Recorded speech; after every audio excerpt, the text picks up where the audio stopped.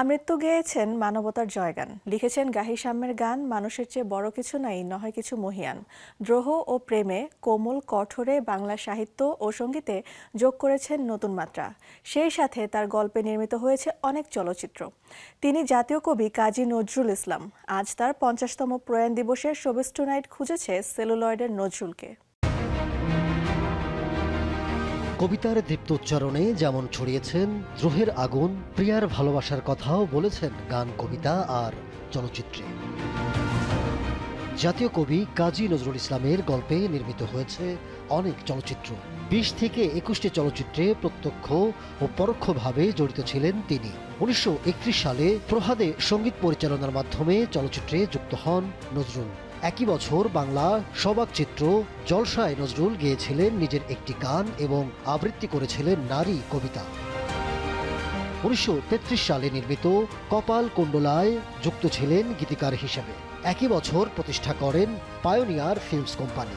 এই প্রতিষ্ঠান থেকে ধ্রুব নামে নির্মিত হয় একটি চলচ্চিত্র। সত্যেন্দ্রনাথের সঙ্গে যৌথভাবে ধ্রুব পরিচালনা করেন নজরুল। নারদের চরিত্রে অভিনয় করেন তিনি। এই সিনেমার ১৮টি গানের মধ্যে ১৭টি গান নজরুলের লেখা।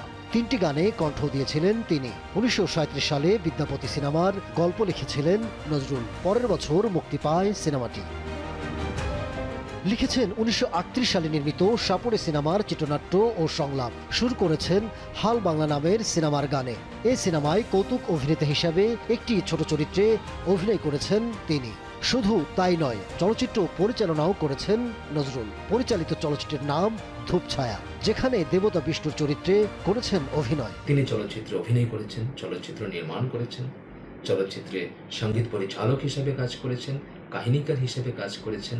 শুধু তাই নয়, তিনি চলচ্চিত্র শিল্পীদেরকে এবং প্লেব্যাক সিঙ্গারদেরকে হাতে কলমে তিনি প্রশিক্ষিত করে তুলেছিলেন এবং তার হাত দিয়ে যাদের অভিষেক হয়েছিল তাদের অনেকেই পরবর্তীকালে অনেক বিখ্যাত হয়েছিলেন।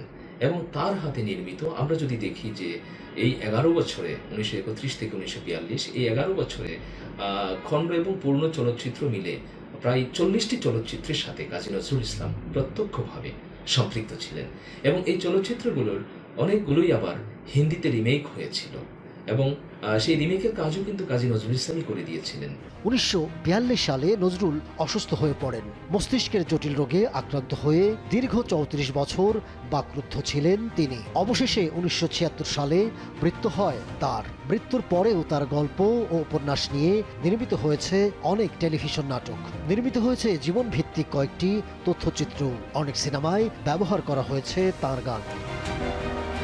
অসাম্প্রদায়িক বাঙালির অন্যতম শ্রেষ্ঠ উদাহরণ কাজী নজরুল ইসলামের বর্ণাঢ্য কর্মময় জীবন নিয়ে নির্মিত হতে পারে শিল্পসার্থক কোনো চলচ্চিত্র। হয়তো আগামীতে প্রতিভাবান কোনো পরিচালক নজরুলের জীবন গল্পে রূপালী পর্দায় সৃষ্টি করবেন অসাধারণ এক শিল্পকর্ম।